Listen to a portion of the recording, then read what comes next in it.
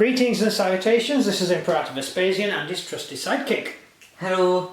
Today we're doing an unboxing video for the Teutonic Knights from Fireforge Games, part of the Deus Vult range. Knights. It's pronounced knight, but it begins with a K. Why? Because the Queen of England, a certain woman called Elizabeth, decided to change it to Knights. But like money together, so it's like Knights. Get it? Almost. It was pronounced Knights. I thought I did get it right then, but I changed it. Yeah, it was pronounced Knights. In fact, the GH people aren't sure on it. It may have been Knigits or Knights. A very strange way of doing it. Because over time language evolves. But for some reason we still have the K on the front. It's pronounced Knights, you don't pronounce the K. Let's go back in time. Oh, you're Knights, are you? No, we're Knigits. We're Knigits. It's Roman, the term knight, meaning horseman, isn't it? Heavy armoured horseman. That was the Greek version. No, that's cavalry. Right, so the Greek is cavalry for knight. No. Don't know Roman. Cavalry is Greek for chariot, which is the nearest the Greeks get to horsemen because they didn't have mounted horses. Yeah, because they're not stupid. Yeah, because horses are deadly things. You don't want to ride around on a horse. It's Kick you off. Yeah, it's interestingly, I was going through the lists of the chapter masters for the Teutonic Order and various others, and the amount of chapter masters who died riding a horse, falling off a horse. Not famous knights. The amount of famous people who died, great generals who died falling off their horse, including William. Vladimir. Yeah, Vladimir Impaler, all fell off their horse in horse-related accidents. Don't ride horses. Never ride a horse. Go around on a cart. It's safer. Never get on a horse. Well, that was about to end war, and then fell off his horse and broke his neck. Just how stupid can you get? You just fall off your horse constantly. Just don't ride a horse in battle. It's dangerous. Right. Unfortunately, these guys did. These are on horses, and they're silly. So we'll pop it open. We have 1, 2. I'm trying to find the command sprue. There's no command sprue. Oh, there's a command sprue in the other one. Okay, right, never mind. Well, they are just like cavalry. Yes, these are just normal knights. Okay, so I'm getting ahead of myself. So we just pop that out. It's a sheet of paper. That's a sheet of paper which says stuff about stuff. It says God wills at the bottom in bold letters. Yeah, it's just basically saying that Fireforge Games totally love gaming and making stuff, which they do, and they're really good. I like Fireforge. Yeah, half your collection is now Fireforge. Yes, so. I'm actually moving over to get a lot more Fireforge stuff.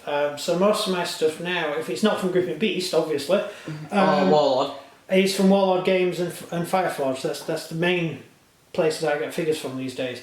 Although I have just got some Tomb Kings, whatever they are, the dead things, Mantic Games. I've got some Mantic Games on dead, which I haven't built yet. They've been in a bag since we moved house and never got around to doing them. So it's called moving house. It's called moving house. It's just never do it. Yeah, if anyone out there hasn't moved house yet, don't. Just stay where you are. It's not worth it. So they're the bases for them, which are awesome, which I'm going to be using for different things. The horses are all the same. Well, there's two types of horses. You can actually swap the bodies over to give them slightly different poses, and... Why are the heads upside down? They're not. And you can do them so they're rearing up, sort of going upwards to look really good. I'll show you when I've done some later. I mean, like yeah, they sort of stance. Yeah, they rear up like that, and it actually the way the feet are done makes it very easy to make it so the horse changes its position, which I actually quite like because it's really hard doing that with the figures from the Norman cavalry that we got. It's really hard getting those horses to look like they're rearing up. You have to cut the legs, whereas these are actually quite easy to do. So yeah, you get one head for the horse which has got no cloth, and 2 heads which have cloth. So you can have the cloth horse with the cloth head and one without. It's entirely up to you what you do. It depends what you're making. These are the actual figures themselves. you get enough cloaks to give cloaks to all of your riders, which is quite useful. I'm actually using the cloaks for various other things as well. So, and I'm not using all the cloaks on all the figures. So some of my infantry are all in cloaks and some figures aren't, which has meant I have a few spare cloaks which I'm able to put on Russians and things like that. So I find that quite useful. So these are the actual riders. You've got 4 types. You've got a leaning forward chap, a chap leaning back, and a guy sort of leaning to the left and a guy leaning to the right. This gives you a lot of different poses that you can do with the figures, especially with the types of weapon you've got. You've got long swords, a long mace, and a morning star, battle star. That's basically a normal ball with a spike on the end, but there's 2 instead of 1. Where's ours? I don't know. I used to own one of those, and did it move house with us? Oh, I mean that little. Yeah, I know what you mean. The ball and chain? I don't know, it rusted too much. Did it? Oh, damn. Actually, no, we might put it in one of them boxes. We haven't finished unboxing yet. No.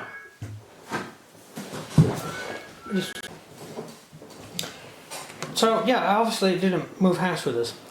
You've got a nice long axe as well, and then a lot of lancers. Typically, the front rank of the cavalry would carry a lance, and the rear ranks would carry other weapons. Weapons used on horseback tend to be very long. If you can see here, it's quite a long axe, a long mace, long swords, and the reason for that was you needed more reach when you were on horseback. So the reach of your weapon was increased by about a foot, 12 inches to a foot, 6 inches to 8 inches to a foot, to give you that extra bit of reach so you can just lean out of the saddle and hit people. But you couldn't use a heavy weapon. So when you see films where they've got a massive, huge sword or a huge battle axe, that's not real, that's TV. If you tried to swing something really big, you would simply fall off. As soon as your centre of gravity goes beyond your elbow, you leave the horse and end up on the floor. If you notice the horse saddle, this is not exact, but it's quite similar in not design, in purpose to the Roman saddle. You may have heard about the Roman saddle, which was a saddle with sort of knobs on it, which enabled you to reach over and hit someone with a weapon and then grab the saddle and pull yourself back on. And that's what this saddle was for. The saddle on here is quite high. The reason it's got a high back is because if you're going to use a lance and ride into somebody and stab them with the lance, then you're just going to go off the back of the horse and look really stupid on the floor. Instead, it has a very high back and it's strapped under the horse and around the front of the horse, so when you hit somebody with the lance, you don't slide off the back of the horse, you stay on the horse and you get pushed back into the saddle. But the front of the saddle, that's to hold on to.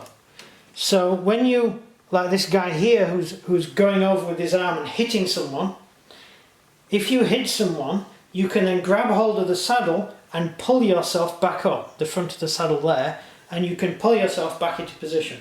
So it makes the horse a really good fighting platform. And that means you can actually fight on horseback properly. Most of the people they were fighting against were not.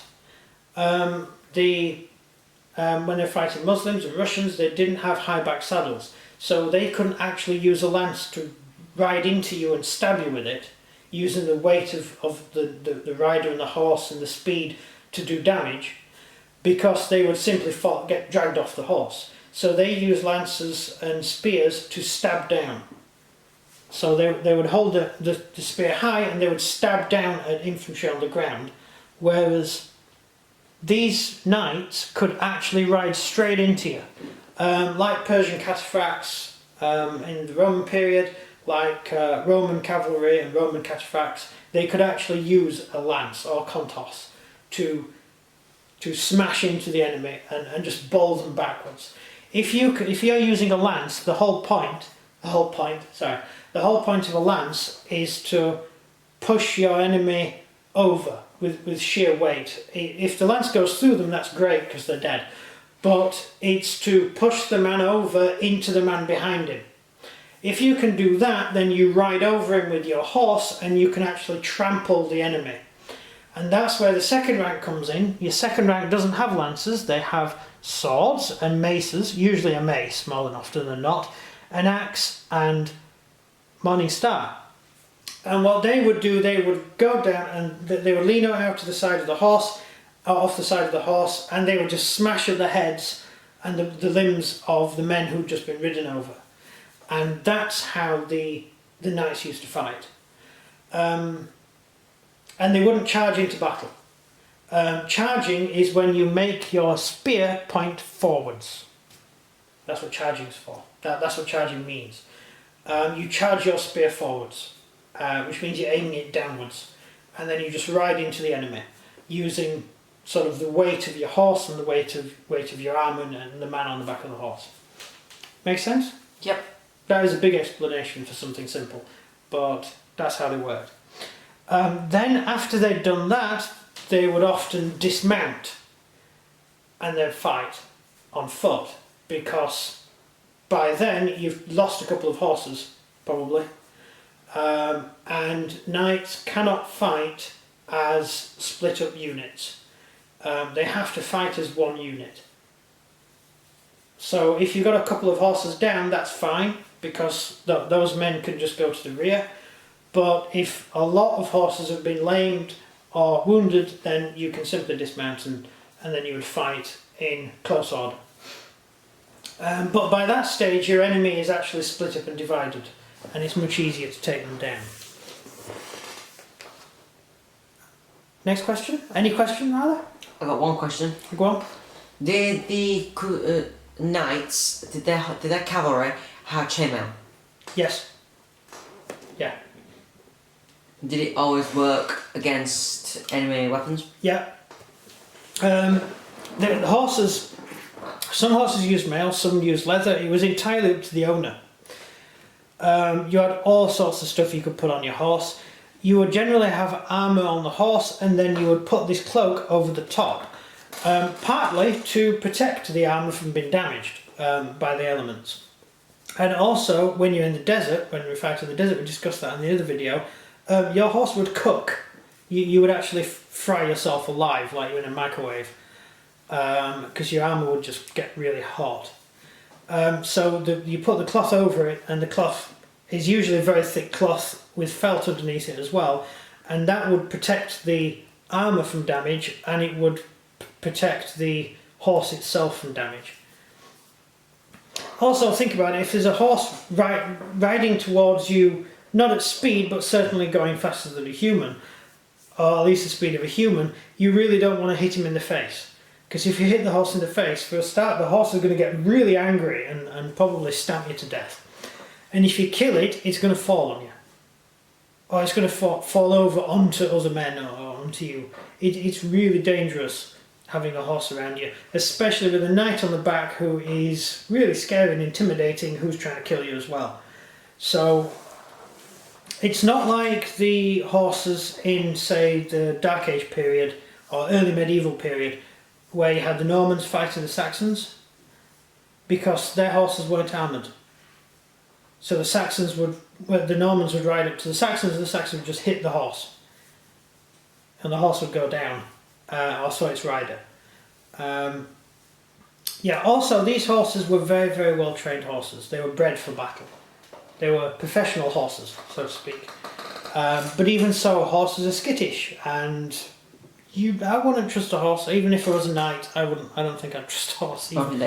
Even with very good training. Trusting horses is not what you really want to do.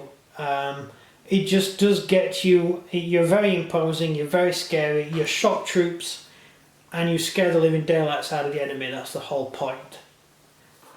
So it's a terror weapon more than anything else. The sound of the hooves going along the ground. You can feel them coming before you actually see them. You can hear the horses tromping forwards, and the knights on the back, and then they just ride into you, and the lancers knock you down, and that's even if you actually get into battle, because more often than not, it went certainly in the Crusades against the Muslims, the Muslims would run away before you had a chance to actually hit them. More often than not, the armies would just run rather than fight knights, because they were so terrifying. And there was one occasion where the entire army ran away from one man. Oh yeah, Richard. Richard Lionheart. He single-handedly charged an army and the army ran away. Just... Well, he's walked up to the army and then screamed. Yeah, because they won't fight. They were terrified of him. And the Saladin couldn't believe what cowards his men were. He said, "It's one man! What are you fighting?" Yeah, but get away! No, even Saladin ran off, so no. Oh, Saladin withdrew. I don't think Saladin was the sort of guy who would run away. Well, why did he fight him? But if his army's running away, there's not much point in general fighting. Why did Saladin fight Richard himself, hand to hand? Hand-to-hand combat? Yeah. Because Richard would have just have killed him. Exactly, so he's coward as well. Yeah, because Richard would have just hit him with his mace, and Saladin would have been dead. Saladin's, he used to use a scimitar usually, which was useless against a knight. Yeah, it wanted to pierce the cloth. A scimitar. Never mind the mail. Exactly. If you're going to take on a knight, you need a poleaxe, or you need a scimitar. Or you need a spear, a really good spear, with good seasoned wood. Which they didn't have. Which they didn't have. You do not want to try and attack them with a sword. You certainly don't want to use a scimitar, because the scimitar will do nothing to a knight in full armour. It was absolutely wasted time even attempting to hit the guy. Great against your regular infantry, brilliant against your sergeants, your sergeant type troops, not against knights. To fight knights you need heavy weapons. You need two-handed weapons, you need poleaxes, you need spear, well, poleaxe is a spear really, a heavy spear, and a mace. That's what you need. And the Janissaries just weren't really up to it. The Russians, on the other hand, they came prepared for night. They were the Teutons were very surprised at the Russians when they first fought the Russians. The Teutons just rode up to the Russians thinking that they were going to have an easy time of it. And the Russians used pikes to keep the horses off, so the knights had to dismount to fight. And then the Russians used huge two-handed axes and maces, which are the perfect tool. They're can openers to open knights' armour. That's when the crossbow comes in. That's where knights started to use the crossbow in close quarters. So knights in Russia would fight in the front rank, and then the crossbowmen would fire through between the ranks at the Russians. That's where that came in. And later on, they actually adopted knights armed with crossbow on horseback. So the knights, especially the Italians were big on men on horseback with these huge crossbows. But that's not these figures. These guys are Teutons, so they fought in the Middle East and Russia primarily. Although they did lend themselves to other campaigns. So that is the Teutons. Last thing to mention is the helmets. It's so obvious that I didn't really see the point in saying anything, but I will mention the helmets are completely out of Monty Python. They're awesome. They're the only knights that actually carried this sort of crest. All the other knights carried a normal helmet. If you check our last video, I actually showed you an actual knight's helmet. That's what most knights' helmets look like. Teuton helmets used to have these spiky things on the top and crests to make them look bigger and more terrifying. And they really were terrifying. And if you go to Games Workshop, you'll find Chaos Warriors, Chaos Knights, and Chaos Knights have they're basically dressed as Teutons. Yeah, I used to collect them. You used to have an army of them, yes. And that's if you think of Chaos Knights, that's pretty much these guys. They're actually demons. Just didn't know. They were possessed by. Some were possessed by. Some were ghosts, weren't they? That's why the Teutonic Knights had helmets, so you didn't see that just their demon faces. Yeah, the actual Teutonic Knights were demons. Yes, Yeah. that's it. That's why they made the helmets so you can only see the eyes. Yeah. But knights are probably the best trained men at this. Were the best trained men at this period of history. They were only soldiers, nothing else. They only fought, and they were the equivalent to samurai. So you imagine a guy with all this armor and everything, and he knows every single way of killing you. There's nothing you can think of attacking that knight that he hasn't come across already. Yeah. Yeah. Also, for the Teutons, normally when a knight was knighted, a knight normally would be slapped across the face. Yeah. As part of the ritual. And that was to represent the last time you will ever be struck and not strike back. Because a knight, if you hit a knight, he had to kill you. You'd offered combat and therefore you were going to die. That's what they lived by, which is why armies used to run away. The Teutons, they actually... And what happens then if there's a member of the enemy army who just stand there and stare at them? Well, he's obviously insane and needs to die anyway. Yeah, but it's like, just like holds his weapon in his hands and doesn't actually move. If he's in front of a knight, the knight will probably just bowl him over. He's not just going to let one guy stand there. It's easy meat. Bowling pin. Yeah. The Teutons, they used to cut their face. They used to cut their face and the cheek. Oh, cool. Instead of a slap. I'd join any of the other orders. I want my face. You stab my face with a knife. Yeah, but for that you get to wear an awesome helmet. That's true. You do get to wear an awesome helmet. So when you're joining the holy orders, you have to choose which one. The Space Marines are based on knights, or the Holy Order Knights, and there are a lot of similarities between the Holy Order Knights and the Space Marines. The Space Marines have all this complicated stuff behind them. So did the Holy Order Knights. You have to go to the moon and survive 2 weeks. Yeah, Space Marine. Yeah, that's the Imperial Fists. Yeah. Yeah. I'd join that any day. Yeah, survive 2 weeks with asteroids landing on you. Yeah. It's like, okay. Yeah, you have to build your own house and stuff like that.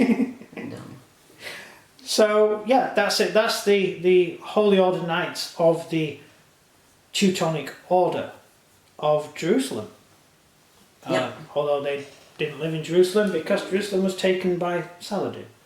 Well, no, it was given to Saladin. It was given to Saladin, yeah. So that's it. That's the end of the video. Yeah, I take it you haven't got any more questions? No. No? So thank you very much for watching, and over to him to the outro. So if you enjoyed this video, please like and subscribe, and comment down below what you think of the Teutonic Knights or Cavalry Knights.